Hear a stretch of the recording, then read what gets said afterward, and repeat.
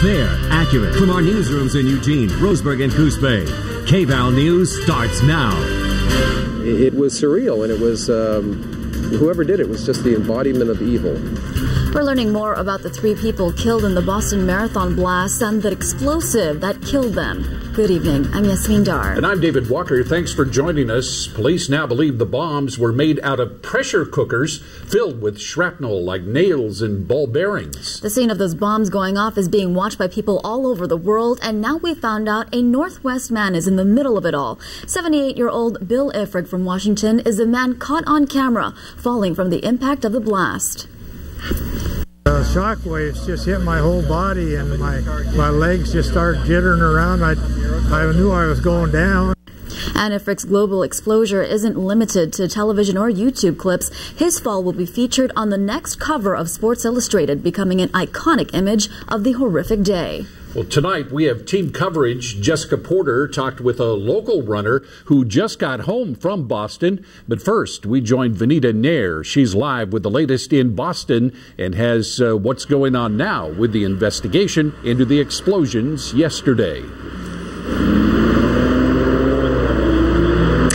The FBI tells us they have received close to 2,000 tips, but that at this hour they still don't have a suspect. We're also learning more about the victims leading into tonight's press conference. We know about 2, and we now know about the 3rd reported fatality. We know it was a grad student at Boston University.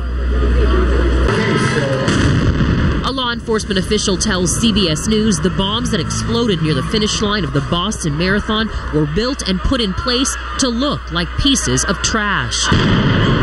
The devices were put inside pressure cookers and placed inside bags. The pots were packed with nails and small metal pellets. We were maybe 10 feet away from the explosion.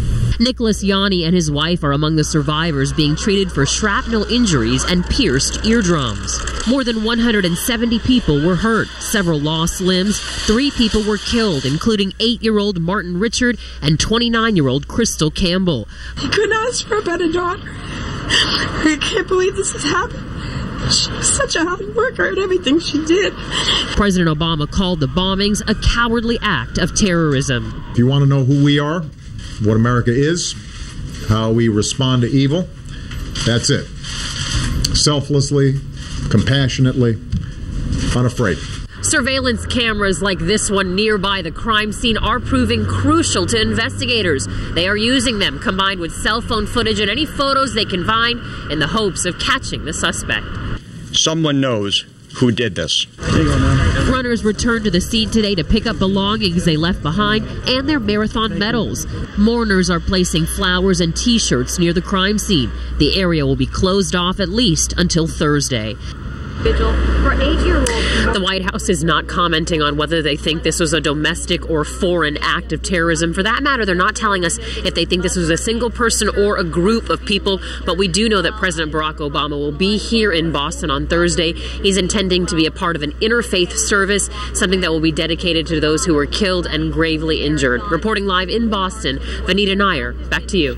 Thanks, Vanita. A husband and wife returned home to Eugene today after running the Boston Marathon, still in shock over the tragedy. KVAL's Jessica Porter is in the studio with their story. Well, Greg and Liz James crossed the finish line 25 minutes before the first bomb exploded. The first thing they did as they landed at the airport, they hugged their son. The couple said they thought about sticking around after the race for a massage, but headed back to the hotel instead. We were about 4 blocks away when we heard the 2 explosions, which we at first thought was cannon blasts, maybe for Patriots Day. But we were soon aware that the spectators were fleeing downtown. The couple says they were told to stay in their hotel room and could hear sirens and helicopters outside their room as they watched it unfold on television. Although they were saddened by what happened, they say it won't stop them from running in another marathon. Well, several local runners are still in Boston today, safe but reeling from what took place. KVAL's Lauren Lee spoke to some of them by phone today, and she's here with more. Lauren?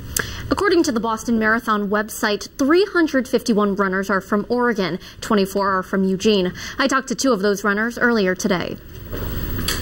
It was Nancy Gissel's third time running the Boston Marathon. After crossing the finish line, she headed towards the family meeting area when she heard two big booms. Almost instantly, there were sirens, and they were pushing us off the street onto the sidewalk and putting barricades up. The Eugene runner says at first, nobody knew what was going on. People got more and more frantic as the word came back that there were a lot of people hurt and that it was ugly. Tom Titus, a researcher at the University of Oregon, was farther away. About an hour after finishing the marathon, he and his wife were in Boston Commons when they heard the explosions. They headed towards a subway, but they were all closed. So we went into a pub across the street, and at that point, of course, all the televisions in the pub were carrying all the news. So it was then that we finally found out the magnitude of the problem. Both runners say they have a mix of emotions. I feel as though whoever did that just stole. They stole lives and they stole lives from people. They stole a lot of the experience of what it could have been. Well, for somebody to do that, it just makes no sense to do that to a group, either the runners or the spectators. And Titus says the Boston Marathon was going to be his last one, but he and his running group are already making plans to qualify for next year's race. A Coos Bay man is home safe tonight from the Boston Marathon. KVAL's Ricky Marinon is in Coos Bay with his story. As people begin to make their way home from the Boston Marathon bombing, I caught up with one Coos Bay running legend who caught the first flight home. We worry about blisters and hydration and, taking our cliff shots at the right time. I don't think about a bomb when I will now. I'll definitely think about, is there a bomb threat? Is this but I would imagine that Boston Marathon would ever have been a target. Chuck Engel has run and won many races in his time, but Monday's race is an event he hopes he never has to experience again. My fiancée, Corey, called. And she goes, "Are you okay?" And I said, "Yeah." Why? And then I started seeing my Facebook and Twitter light up and people asking me questions. And then we saw a plume of smoke from downtown. Engel, the world record holder for the most marathons won by a single person, was headed downtown to watch the rest of the race. He says runners are strong people. We're a resilient group. I don't think a little thing like this, I say little, I don't mean to trivialize it, but I don't think that's going to stop the running community. If anything, we'll get stronger for this. A second Coos Bay man was also running in the marathon. Friends tell us that Frank Surface is also doing okay. In Coos Bay, I'm Ricky Marinon, KVAL News. Thanks, Ricky. Well, while runners are coping with emotions from yesterday's bombings, others are getting ready for another marathon in Eugene. KVAL's Carly Gomez is at Hayward Field with the latest on preparations for the Eugene Marathon. In wake of the Boston Marathon blast, Eugene police say they'll be working with marathon officials, University of Oregon Police, and Public Works to discuss whether or not they'll be upping security at the Eugene Marathon. Runners from around the world will come to Lane County in less than 2 weeks for the 7th annual Eugene Marathon. Officials with the marathon aren't ready to talk about their plans on camera, but in a statement say they are working to ensure the safety of our participants and spectators. Our officers are going to be extra vigilant to be on the lookout and pay closer attention and to suspicious activity as well as devices. Eugene's race is a qualifier for the Boston Marathon. Eugene Marathon officials say they have a close bond with their friends in the running community and will support them however they can. With the Eugene Marathon soon approaching, police say they're keeping their eyes and their ears open for anything that may seem suspicious. At Hayward Field, Carly Gomez, KVAL News. Breaking news, a letter laced with poison was sent to a senator on Capitol Hill today. Senate Majority Leader Harry Reid says the letter sent to Senator Roger Wicker, a Mississippi Republican, contained ricin or a similar poison. We have team coverage tonight of Oregon's possible recruiting violations within the football program. KVAL's Nick Krupke has a reaction from new Ducks head coach Mark Helfrich and what this could mean for the program. But first, David looks deeper into the NCAA's findings. David? Well, yes, these documents were provided to our sister station in Portland, K2, and they're from what's called a summary disposition process. That means the university was trying to strike a plea bargain with the NCAA. The football team is accused of bending the rules to recruit top players out of Texas. And it goes back to a man named Willie Lyles, who ran a recruiting service. Former Oregon coach Chip Kelly paid Lyles $25,000 for recruiting information. NCAA investigators say if a school or coach decides to play with fire by using third-party recruiting help, then they're responsible for monitoring that third party. Well, on the bright side for the Ducks, investigators are not accusing Oregon of a loss of institutional control or intentional unethical conduct. Thanks, David. Now, Nick, you guys went to talk to Ducks head coach Mark Helfrich today.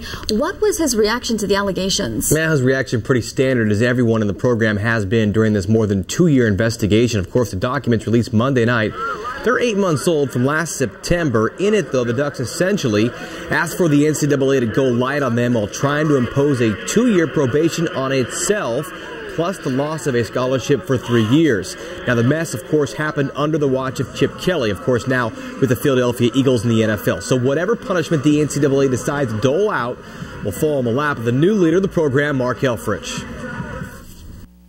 My thought on that, again, is we're 100% committed to compliance, and how rules affect stuff, that's not up to us, you know, and that's pretty much it. We're going to do our best to follow the rules 100%, period.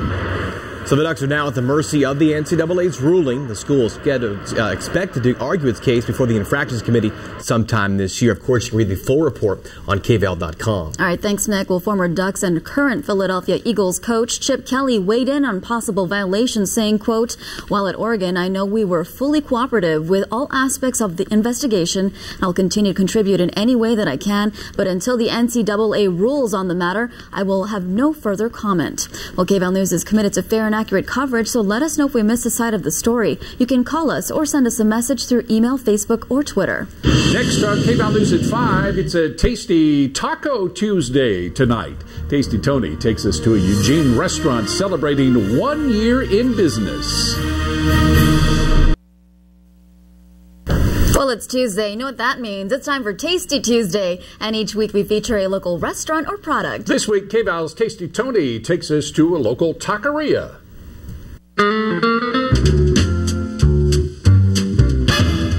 Just across the street from the Fish Street Market, you'll find Belly.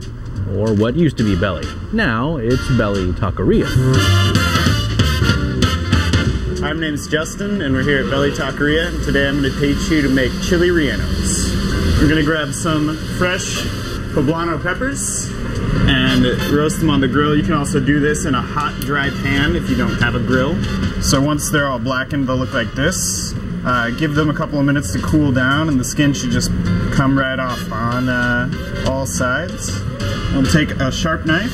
You want to make a small slit, and what you do is you take your knife, run it along the little veins on the inside, grab those seeds, and you should have a nice, pretty clean pepper on the inside. You can get the rest of those guys out. And then you can stuff it with pretty much whatever you want. Here at the Taqueria, we stuff it with cheese and pork confit. So grab a little handful of this jack cheese, stuff it in there. Either you take your index finger and push it down. A little bit of pork confit, nice plump stuffed chili. We'll take that, coat the outside of the chili pepper in flour, and now we'll take some of these egg whites. This is going to be the batter for the outside of the relleno. And you're almost doing that like a meringue. Almost, yeah. It's gonna be pretty close to one. You take a little bit of that white, mix it with the yolk, and then mix that back into the white. So then you grab the relleno, nicely floured, dip it in there, and then I know most people probably don't have commercial fryers in their house. So a nice pot of oil, you know, about 350 degrees. And then take a little spoon, give them a little bath, and then to finish them, you just pop them in the oven, let the cheese melt, and then they're done. It's nice and light. Yeah, it's not as heavy as you think it would be. It's pretty good. Thank you. In Eugene, Tasty Tony, KVAL News. Ooh, I'm ready for Taco Tuesday. We'll be right back. And 8-year-old Springfield boy is recovering in a local hospital today after he was hit by a car this morning. Police say the boy ran into Virginia Avenue chasing after a ball and ran into a car. The boy suffered a leg injury but is expected to be okay. The driver, Bernard Johnson from Springfield, was not hurt and has not been cited or charged. Community members joined CASA, an immigrant rights group in Oregon, outside the federal courthouse in downtown Eugene this afternoon. They were there to urge Representative Peter DeFazio to support the comprehensive immigration reform bill. The bill would help 11 million undocumented immigrants gain citizenship in the U.S. Our nation urgently needs your help establishing an effective and practical immigration system that will reflect the best of America's values. Juan Carlos Valle says he supports immigration reform that will allow undocumented workers already in the U.S. a pathway to citizenship. And the Corvallis City Council approved a plan for a new dorm at OSU. The $30 million project will provide housing for 324 students by the fall of 2014. Well, here at KVAL, our big fundraiser for Food for Lane County is tomorrow. Our Can Do Food Drive takes over Rife's Home Furniture and Kendall Chevrolet. We'll be collecting your canned food donations all day long at both places. For a list of places you can donate right now, go to kval.com. You're watching KVAL Weather with Chief Meteorologist Candace Campo. And donate, donate, donate.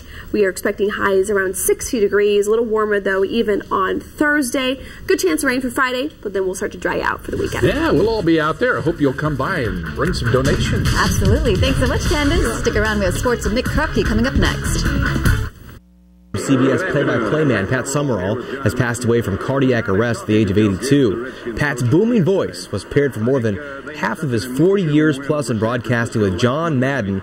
Summerall last called a game in 2002. Always loved hearing his voice call those football games and other sports that he did, but certainly football, that's where you remember him most. Duck baseball team, number 10 of the country. They're up in Portland right now, 1-1 in the 8th inning with the Pilots. We'll have those highlights next hour. All right. Thank you, Nick. And we get a last look at that 7-day forecast. Yeah. Looking good. Not looking too bad. It looks like we'll see plenty of sunshine for Can Do on Wednesday. Temperatures back in the near average in the upper 50s to low 60s for the next few days. Good chance of rain for Friday, but that won't last long. Weekend looking pretty nice as well. I'm taking the sunscreen tomorrow. There you go. That's going to do it for KVAL News at 5. The CBS Evening News is coming up next, so we'll see you back there at the desk at 6. Fisher Communications.